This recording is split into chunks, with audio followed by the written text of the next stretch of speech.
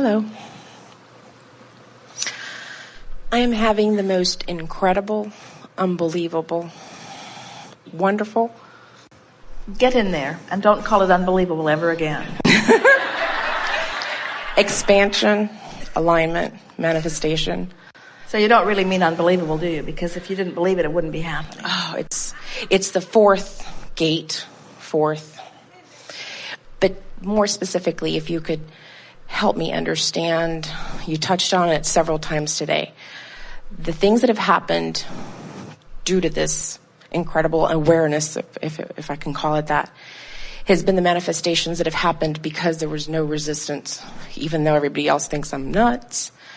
Not everyone. True. So the degeneralization of the thought, I've never had a health problem.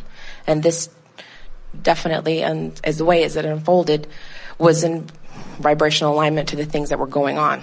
But because it was so extreme, I didn't affirm. I didn't have anything that I needed to focus on. I was in bed for 3 months not being able to see or move, or people would say it's not possible. But as everything started to become more clearer, everything that I ever wanted popped immediately with no effort.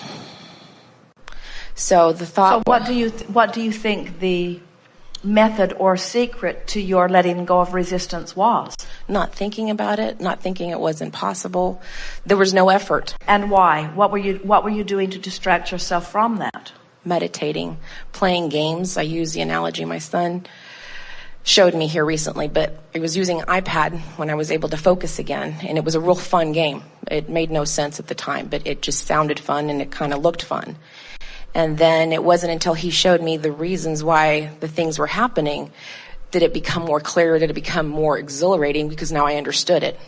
So I used to say one thing is to think it, another thing is to know it, but the experiencing it, I would never trade anything that's happened, because what's happened because of it feels so incredible, which in that line of thought is where everybody's like, you need to listen to the doctor, or you don't need to do this, and you don't need to do that. And the more that I do it, the better it feels, and the more that things happen, and the more exhilarating it is. So it's that process of not thinking about it. I didn't think anything. There was no affirmations. There was nothing that I paid any effort to. For the magnitude. Well, this is another example, not so different from the one that we were just talking about, where when your desire is really strong, even though you may have some normal resistance, if the desire is strong, it can override the resistance. And then the combination of the meditating and the releasing of resistance and the playing of the fun game, in other words, those all go together, don't they? It's such an interesting thing as we talk about, in other words, focus is attention to a subject. And when you just can't get around it, when you're focusing upon a subject of something unwanted and you do it longer, it gets more and more specific and therefore more and more powerful. So to construct a thought of something wanted, you think about it and talk about it a lot. When you construct a thought of something unwanted, you talk about it and think about it a lot.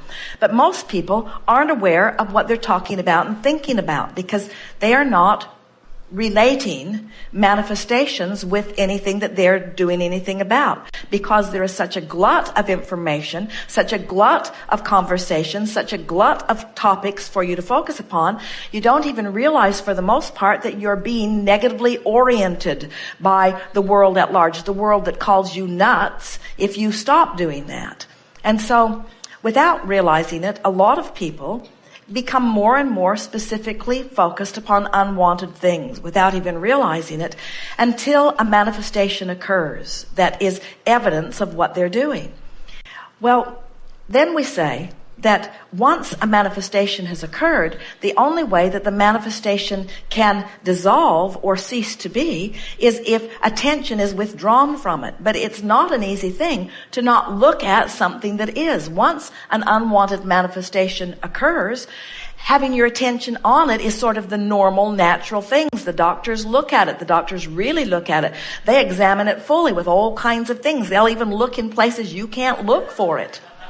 And they want to talk to you about it. So because of who you are and what's in your vortex, and because of the influence of your son, because of the influence of your inner being, because of the influence of the source within you, of the healing energy within you, as you found yourself specifically focused, so specifically focused that you had a specific manifestation that specifically erupted, as you began to withdraw even though there was a full manifestation, as you began to withdraw your attention from it, you made it go from specific to less specific, to less specific, to less specific, to less specific, to so general, to so general, to so general, to so general. And then the next logical thing for you, and you so wisely followed the guidance of the game, the guidance of meditation, the guidance of your sweet son, right into more specific, more specific off that topic, more specific off that topic. In other words, this is the process of getting from wherever you are to where you really want to be. And it doesn't matter how divergent from who you really are and where you really want to be you find yourself in any point in time, you can always move. You found it in a natural, comfortable rhythm. So now you knew that before we said any of that to you. You sit here nodding your knowing. So now what? What are you wanting from where you now are? So this understanding of the process, it's kind of like I said, one thing is to think, another thing is to know, another thing is to experience it. All right, well, why so did it have to go up. that extreme for me to get there? But you didn't have to, but it doesn't matter that you did. You didn't have to. But most people think more about what they want when they're living what they don't want. And that question, that specific question, where does it take you? Out or in? Out. It takes you out, doesn't it? And so why go there? In other words, and how about a statement like, don't know why, doesn't really matter. It's been quite a ride. I like where I'm at. Absolutely. And look at all of the other things. Someone talked about this earlier. Are there things in my vortex that I want so much that I'll set myself up for negative experiences to get there? In other words, relationship with your child really enhanced. Relationship with your inner being really enhanced. Your confidence level way stronger than it ever was. Your zest for life in a much stronger place. In other words, your ability to teach much more compelling, because you can't teach what you don't know, and you know it on such powerful levels. And so there is so much that you wanted so we like to say, if you've got some negative emotion going on and you don't notice it, don't worry, it will get bigger. You don't deactivate it when it's general, it will get more specific. It's just the way the laws of the universe are. If you've got something active, it's going to get bigger. And so the sooner you deactivate unwanted thoughts, the better. But we really, really, really, really don't want any of you to be afraid of your thoughts. In the early days, when we were talking about you are the creator of your own reality and you get what you think about whether you want it or not, people were going, trying to suck their thoughts back. Cancel, they'd say, try to suck it back before the universe got hold of it. And it's just not that treacherous. It's not that dangerous. The worst thing that can happen when you focus on something you don't want is that it'll get big enough that you'll get clear that you don't want it. In other words, there isn't anything that has the power to take you over and have its way with you. Nothing. And unless you just give in to it and call it, what are the words? It is, certain, or it is lethal, or it is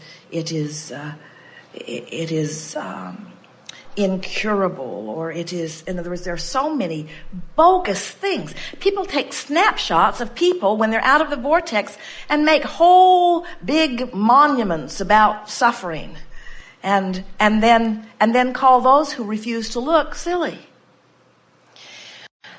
I've heard you say that when you're going 100 miles an hour and you hit a brick wall, it hurts. I would say, okay, I tend to live on the edge. I always have. But then so has been the manifestations that I've been able to enjoy. Well, now, would you like to reframe the way you're going about this and say, I really like to go 100 miles an hour when the forest is clear and the brick walls are not there. In other words, you want to go fast. You just don't want to go fast when there's resistance in your way. Our analogy is, if you're going 100 miles an hour and you hit a tree, it's a bigger problem than if you're going 5 miles an hour and hit a tree. But the thing is, you don't have control over your speed because life keeps speeding you up. Well, you can't live life as long as you've lived it and really have much control over the speed you're going. But you do have control over the resistance. You have control over whether you're going fast outside the vortex or whether you're going fast inside the vortex. And the reason our friend is enjoying so much relaxation inside the vortex is because there aren't any, he's not running into trees anymore. But he's not happy until he gets going faster either, is he?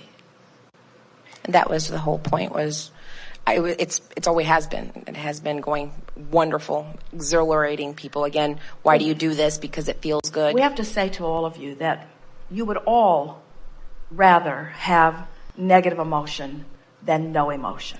Because in negative emotion, there is awareness of movement.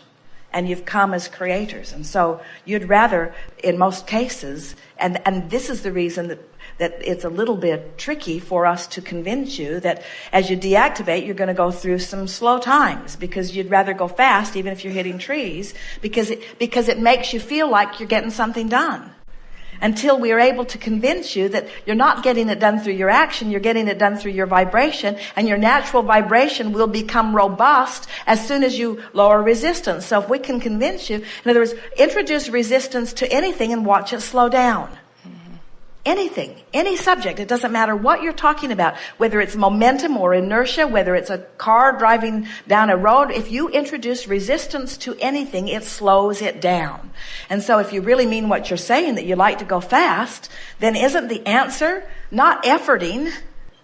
The answer is releasing resistance, and we promise you, you'll go fast. That was good.